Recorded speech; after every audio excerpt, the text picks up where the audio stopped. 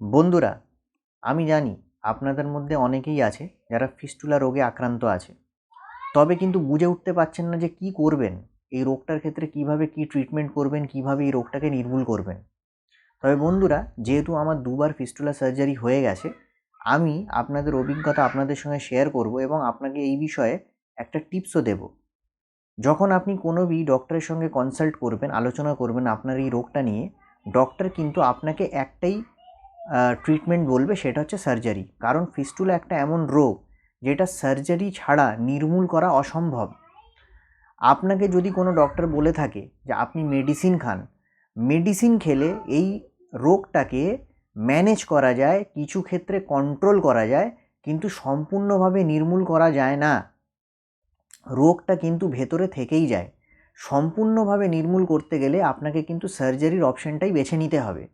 তবে আপনারা হয়তো ভাবছেন যখন সার্জারি করতে হবে তাহলে আপনাকে আমি এই ভিডিওতে কি টিপস দেব। টিপসটা হচ্ছে, যখন আপনি সার্জারি করার জন্য ডক্টরের সঙ্গে কনসাল্ট করতে যাবেন, ডক্টর কিন্তু আপনাকে সার্জারির বিষয়ে সব কিছুই বলবে, সার্জারির খরচ সব কিছুই বলবে, কিন্তু একটা জিনিস ডক্টর কিন্তু আপনাকে বলবে না। সেইটা হচ্ছে, যখনই কোনো ফিস্টুলার সার্জারি হয় তারপরে সার্জারির জায়গাটায় একটা বড় মতো ক্ষত তৈরি হয়।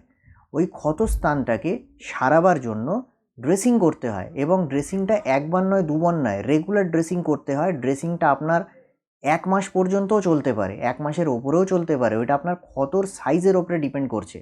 যদি বড় ক্ষত হয় তাহলে 1 মাস 1.5 মাস লাগতে পারে, যদি ছোট ক্ষত হয় সেটা 10-12 দিনও লাগতে পারে।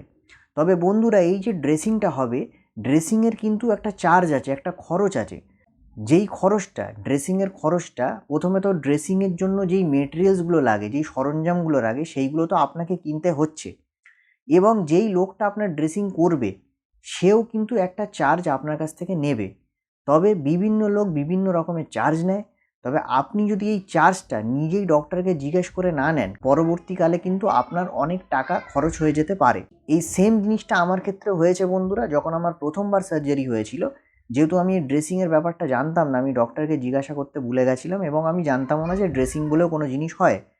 অপারেশনের পরে ডক্টর যখন আমাকে বলছে যে আপনাকে ড্রেসিং করতে হবে, যখন আমি ডক্টরের অ্যাসিস্ট্যান্টকে, মানে যিনি ড্রেসিং করেন, তাকে যখন জিজ্ঞেস করলাম, সে আমাকে বলছে যে বাড়িতে গিয়ে ড্রেসিং করার জন্য আমি 2000 টাকা নেব প্রতি ড্রেসিং, আর আমার চেম্বারে এসে যদি আপনি ড্রেসিং করেন তাহলে আপনাকে 1000 টাকা প্রতি ড্রেসিংয়ে দিতে হবে। তাহলে বন্ধুরা, বুঝতেই পারছেন আমরা প্রচুর লোক আছি যারা মধ্যবিত্ত ফ্যামিলিতে বিলং করি। তো তাদের ক্ষেত্রে এই অ্যামাউন্টটা দেওয়া অ্যাফোর্ডেবল নয়, তারা অ্যাফোর্ড করা সম্ভব নয়। যে প্রতিদিন 2000 টাকা বা প্রতিদিন 1000 টাকা করে দেওয়া অসম্ভব আমাদের ক্ষেত্রে। দ্বিতীয়বার যখন আমার অপারেশন হয়, যেহেতু আমি জেনে গেছিলাম যে অপারেশনের পরে একটা ড্রেসিং বলে একটা অংশ রয়েছে, আমি ডক্টরকে সরাসরি জিজ্ঞাসাই করে নিয়েছিলাম যে অপারেশনের পরে যে ড্রেসিংটা হবে তার ক্ষেত্রে কত টাকা খরচ করতে হবে। তখন ডক্টর আমাকে বলে দিয়েছিল যে ড্রেসিংয়ের সরঞ্জামগুলো আমাকে আমার টাকা দিয়ে কিনতে হবে, এবং ডক্টর বলেছিল যদি বাড়িতে গিয়ে ড্রেসিং করে তাহলে 500 টাকা প্রতি ড্রেসিং লাগবে, আর যদি চেম্বারে গিয়ে ড্রেসিং করে তাহলে কিন্তু কোনো রকমেরই পয়সা লাগবে না। তবে বন্ধুরা, বুঝতেই পারছেন বিভিন্ন ডক্টরে কিন্তু বিভিন্ন রকমের সিস্টেম আছে, বিভিন্ন রকমের খরচ আছে। তার সঙ্গে আমি আরেকটা বিষয় জানিয়ে দিই, যদি আপনি চান যে ডক্টরের যারা ড্রেসিং করে, ডক্টরের লোকরা রয়েছে, তারা যদি আপনার বাড়িতে এসে ড্রেসিং করে, তাহলে কিন্তু এইখানে একটা দূরত্বর ব্যাপারও রয়েছে।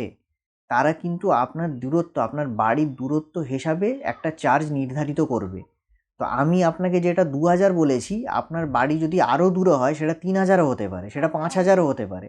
আর যদি আপনি চেম্বারে গিয়ে করেন সেটার ক্ষেত্রে তাদের আলাদা নিয়ম আছে। যেমন আমার আগের ডক্টরের যেই নিয়মটা ছিল, চেম্বারে গিয়ে করলে 1000 টাকা চার্জ। আর দ্বিতীয়বার আমি যখন ওপেন সার্জারি করেছি, তারা বললো চেম্বারে এসে করলে কোনো চার্জ লাগবে না, সম্পূর্ণ বিনামূল্যে ড্রেসিং হবে। এবারে বন্ধুরা, ফিস্টুলা এমন একটা অপারেশন, খুব একটা মেজর সার্জারি নয়। তবে আপনাকে এতটা বলতে পারি, ওপেন সার্জারি করলে, আমি যেহেতু ওপেন সার্জারি করার পরে কিছুদিন কিন্তু আমি বাড়িতেই ড্রেসিং করেছিলাম, কারণ ব্যথা থাকে, পেন থাকে। তো আমার পক্ষে সম্ভব ছিল না যে অত দূর গিয়ে ড্রেসিং করানো। এবারে আপনার বাড়ি যদি কাছাকাছি হয়, আপনি আপনার বডি, আপনার পেন বুঝে আপনি সেইভাবে সিদ্ধান্ত নিতে পারেন। কিন্তু আমার ক্ষেত্রে আমার পসিবল হয়নি। আমি কিছু ড্রেসিং বাড়িতে করেছিলাম। যখন আমি দেখলাম যে আমার আর কোনো পেন হচ্ছে না, পেন কমে গেছে, তখন আমি সরাসরি চেম্বারে গিয়ে ড্রেসিং করিয়ে নিতাম, তার জন্য আমাকে কোনো টাকা দিতে হতো না, চেম্বারে গিয়ে করাতাম বলে আমাকে কোনো পয়সা দিতে হতো না। তবে বন্ধুরা, আপনি বুঝতেই পারছেন এই ভিডিওতে আমি আপনাদের কি বোঝাবার চেষ্টা করেছি। যখনই আপনি কনসালটেশন করবেন, ডক্টরকে কিন্তু অবশ্যই জিজ্ঞাসা করে নেবেন যে ড্রেসিংয়ের ক্ষেত্রে কত কী খরচ পড়তে পারে। তো আশা করি আপনাদের এই ভিডিওটা ভালো লেগেছে। যদি ভালো লেগে থাকে অবশ্যই একটা লাইক দেবেন। আর অনেকেই এই বিষয়টা জানে না বন্ধুরা, অবশ্যই ভিডিওটা বেশি বেশি করে শেয়ার করবেন। তাহলে আপনি বুঝতেই পারছেন অনেক লোক জানতে পারবে যে এই ড্রেসিংটা কী জিনিস এবং ড্রেসিংয়ের জন্য কত খরচ হয়। আর আপনাদের যদি কোনো বক্তব্য থাকে, কিছু জিজ্ঞাসা করার থাকে, অবশ্যই আমাকে কমেন্ট করে জানাবেন। আর আমি আপনাদের অনুরোধ করছি এইভাবেই আমার পাশে থাকবেন, আমাকে বেশি বেশি করে সাপোর্ট করবেন, আমার চ্যানেলটাকে সাবস্ক্রাইব করবেন। তাহলে আমি ভবিষ্যতে আরও অনেক ইনফরমেটিভ ভিডিও আপনাদের জন্য নিয়ে আসবো। ধন্যবাদ ভিডিওটি দেখার জন্য।